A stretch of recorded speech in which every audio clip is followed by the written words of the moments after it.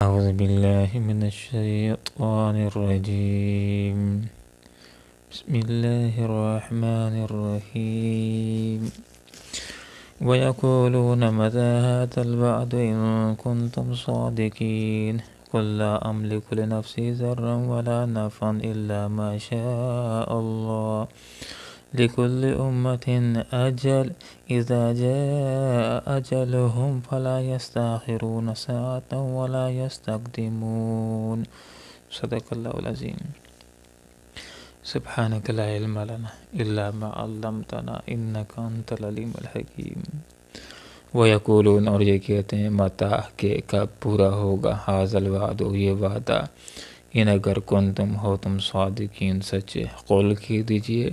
لا املک میں اختیار نہیں رکھتا، لنفسی اپنے آپ کے لیے، ضرن کسی ضرر کا، ولا نفع اور نہ کسی نفع کا، الا سوائے ما اس کے جو شاء چاہے اللہ تعالی،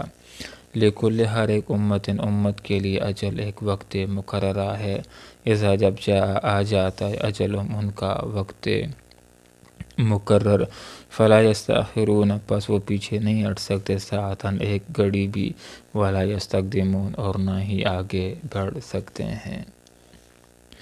جب اللہ رب العالمین اپنے انبیاء کو مبعوث فرماتا ہے اور وہ دعوت کا کام شروع کرتے ہیں، لوگوں کو بتلاتے ہیں کہ لوگوں ایمان لے آؤ،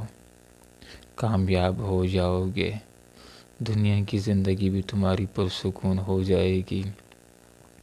اور آخرت کی نہ ختم ہونے والی زندگی، اس کے اندر تم جنت کے اندر رہو گے، تمہاری خواہشات کی وہاں جا کر تکمیل ہو جائے گی۔ اور انبیاء لوگوں کے سامنے بالکل واضح طور پر انتہائی پیار کے ساتھ، انتہائی دردمندی کے ساتھ یہ بات سمجھا دیتے ہیں کہ لوگوں ایمان نہیں لاؤ گے، اللہ کا راستہ اختیار نہیں کرو گے، کلمہ نہیں پڑھو گے، مخالفت کرو گے، تو اس کی بنیاد کے اوپر جب تم ظلم کرو گے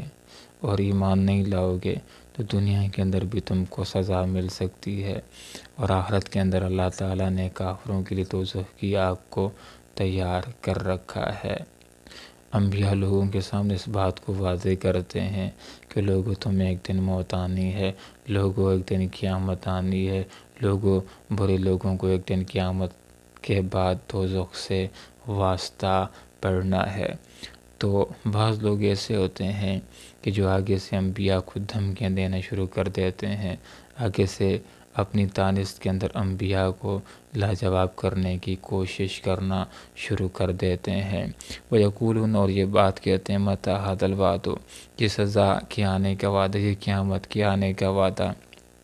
کب پورا ہوگا، ان کنتم صادقین اگر تم اس وعدے کے اندر سچے ہو، اس دعوے کے اندر سچے ہو کہ ہم ایمان نہیں لائیں گے تو ہمارے اوپر سزا آ سکتی ہے، تو بتلاؤ یہ سزا ہمارے اوپر کب آئے گی۔ قل کہہ دیجیے آپ صلی اللہ علیہ وسلم، لا املک میں اختیار نہیں رکھتا، لنفسی اپنے آپ کے لیے، کسی ضرر کا اور نہ کسی نقصان کا اور نہ کسی فائدے کا۔ مفہوم یہ ہوا کہ میں نفع و نقصان کا مالک نہیں ہوں، میں مختار کل نہیں ہوں، مختار کل ذات اللہ رب العالمین کی ذات بابرکات ہے، اسی کے پاس یہ اختیار ہے کہ جس کو فائدہ پہنچانا چاہے وہ فائدہ پہنچا سکتا ہے، پوری دنیا بھی مل کر اس فائدے کو بندے تک پہنچنے سے روکنا چاہیں تو روک نہیں سکتے، وہ فائدہ وہ نفع اس انسان کو مل کر کے رہتا ہے۔ اور اگر انسان کو اللہ تعالیٰ سزا دینا چاہے، کسی قوم کو اللہ تعالیٰ سزا دینا چاہے تو پوری دنیا مل کر بھی اس قوم کو اور اس انسان کو اللہ کی سزا سے بچانا چاہیں وہ کبھی بھی نہیں بچا سکتے۔ تو کس کو سزا دینی ہے، کب سزا دینی ہے، یہ فیصلہ اللہ نے کرنا ہوتا ہے، یہ اللہ کے اختیار میں ہوتا ہے کہ کس قوم کو سزا دینی ہے اور کس وقت سزا دینی ہے، کب ان کا وقت پورا ہو جائے گا۔ تو یہاں پر بتلا دیا کہ لکل امت اجل، ہر ایک امت کے لیے ایک وقت مقررہ ہوتا ہے، مہلت عمل کا ایک وقت ہوتا ہے،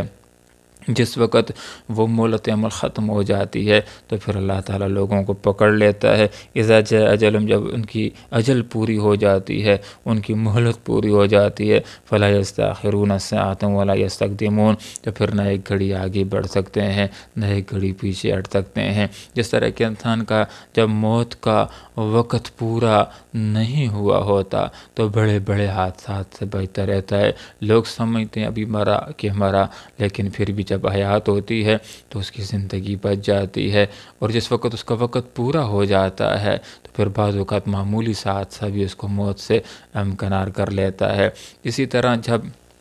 لوگوں کا مہلت عمل پورا نہیں ہوا ہوتا، اتمام حجت قائم نہیں ہوا ہوتا، تو اللہ تعالیٰ لوگوں کو باوجود اس کے کہ وہ گناہ کر رہے ہوتے ہیں، اللہ فوراً نہیں پکڑتا، اللہ ڈھیل دیتا ہے، اللہ اصلاح کا موقع دیتا ہے، اللہ تعالیٰ مہربان ہستی ہے۔ لیکن جب اتمام حجت قائم ہو جاتا ہے، جب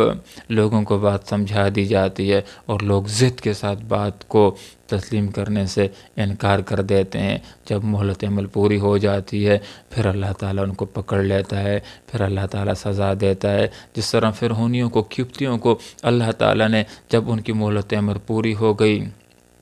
تو بحر قلزم کی موجوں کے اندر اللہ تعالیٰ نے ان کو عذاب کے اندر پکڑ لیا۔ اس وقت یہ پھر اعلان کرنے لگے کہ ہم موسیٰ کے رب کے اوپر، ہارون کے رب کے اوپر، بنی اسرائیل کے رب کے اوپر ایمان لاتے ہیں۔ پھر ان کو کہا جاتا ہے کہ اس سے پہلے تو نافرمانیاں کرتے رہے ہو اور تم اب ایمان لاتے ہو، اب تمہارا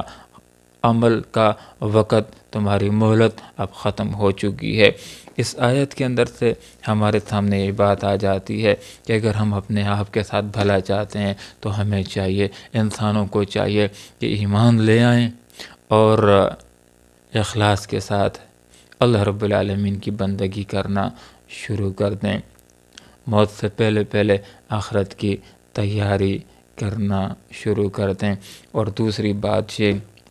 کہ ہمارا عقیدہ یہ ہونا چاہیے کہ ہمیں اگر فائدہ پہنچانے والی کوئی ذات ہے، نفع پہنچانے والی کوئی ذات ہے، کامیاب کرنے والی کوئی ذات ہے تو اللہ رب العالمین کی ذات بابرکات ہے۔ سارے نفع اور ساری بلائیوں کا سوال اسی سے کرنا چاہیے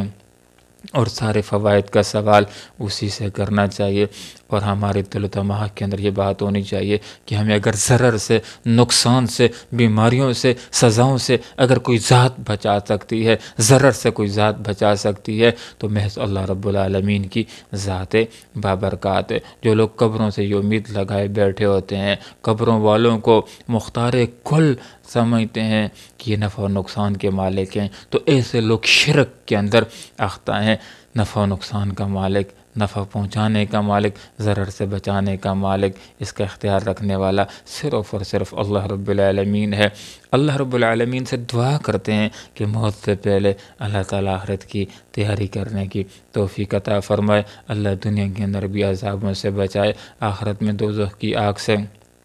بچائے، اور آخرت میں ہم سب کو اللہ تعالیٰ جنت ٹھکانہ نصیب فرمائے۔ آمین۔ وآخر دعوانا ان الحمد للہ رب العالمین۔